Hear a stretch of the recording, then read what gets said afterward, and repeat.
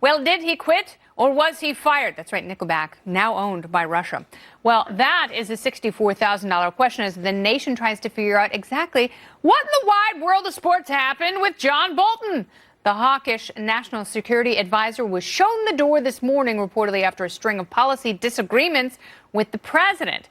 It apparently all came to a head last night when the two men supposedly had a, quote, bitter fight over proposed meetings with the Taliban. The president apparently wanted to hold the summit, but we're told Bolton thought it was a terrible idea. And then out of the blue this morning, the president tweeted, quote, I informed John Bolton last night that his services were no longer needed at the White House.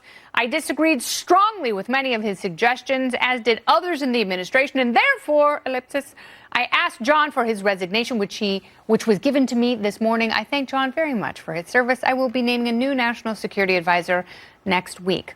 Bolton quickly fired back, tweeting, quote, I offered to resign last night, and the president said, let's talk about it tomorrow. We then received a copy of Bolton's, quote, resignation letter, and that reads, Dear Mr. President, I hereby resign effective immediately, Assistant to the President for National Security Affairs. Thank you for having afforded me this opportunity to serve our country. Sincerely, John R. Bolton. But then Secretary of State Mike Pompeo and Deputy Press Secretary Hogan Gidley did their best to push the president's narrative. Watch. So last night, the president asked for Ambassador Bolton's resignation. As I understand it, it was received this morning.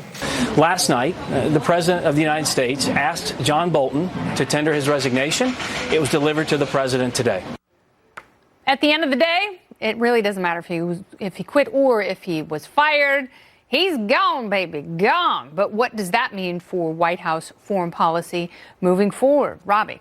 Well, Bolton was out of step with a lot of what Trump wanted to do. Trump wanted to chart a course more in the libertarian mold of not being so militaristically involved in other countries, and Bolton was absolutely the opposite guy for that course of action. Okay, so it was always a little bit strange to have him in the room, I think doing a lot of sort of behind-the-scenes tinkering. There's some question about whether he was leaking stories to kind of reflect badly on, Trump's not listening to me enough, and he's not being tough enough with North Korea, Iran, things of that nature. Yes. So I'm glad to see him go because that's not the direction that the American people wanted when they elected Trump. Really interesting, though, mixed reactions because Rand Paul is like, great, never liked him. Glad he's not the administration anymore. And Mitt Romney is like, this is the worst day ever for our country. I think Mitt Romney had Max Boot as an advisor at one point for foreign policy, which if you've read Max's I'm now going to vote for Democrats column for the 50th time, you'll know that everybody can make mistakes. Which, unfortunately, does not influence the fact that the president is still the president. He's very upset about that. That was part of that column. Yeah, he has yet to defeat this presidency with his columns. Anyway, as for Bolton,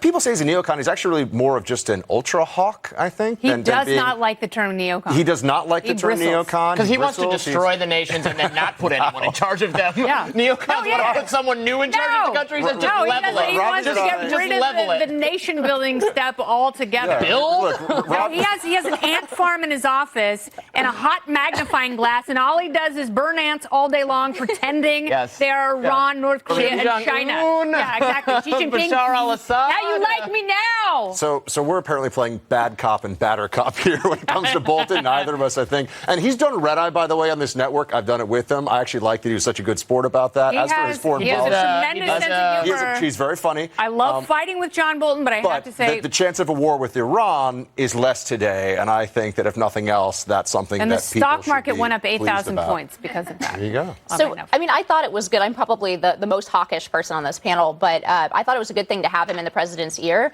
But what I find really disturbing about a lot of this is not a new thing that the president, chooses who his advisors are, what kind of information he wants around him, what kind of advice he wants around him. Mm-hmm. And there seems to be this culture around intelligence and in Washington, D.C. and around foreign policy that says, well, if you don't have this particular set of experts who, by the way, don't have the greatest track record going back the last 20 years, then it's somehow really, really dangerous and the president's out of control, the administration's out of control. I think that's a dangerous narrative, right? These folks don't have to stand in front of the American people and answer for this foreign policy. The president ultimately does, and he has the right to choose his advisors. Yeah, but I don't think he has to have advisors around him that are encouraging civilian casualties. And I'll get into that in my memo a little later in the show. You wanted to make. I'm just going to say that, there are 1,000 people who can do the job of national security advisor who already work in the national security apparatus. 10 of them are here. We tend to think that this is almost a. I was going to say I could make a few phone calls, and actually, Mr. President, I'm free. But you get this sense that the names that you know are the ones that can do this the best. That's actually not true. Whether it's talking about the CIA director, the national security advisor, Bolton wasn't aligned not just on some vague foreign policy issues. I mean, to what Robbie said before, he wasn't aligned on some stuff with Trump that Trump promised the people that's who voted true. for It wasn't him just a on. misalignment. It was a diametric opposition to what the president campaigned on and what it appears to be what he really believes. But having said that about Ambassador Bolton and, his foreign policy and him being in the driver's seat, a little frightening. But right before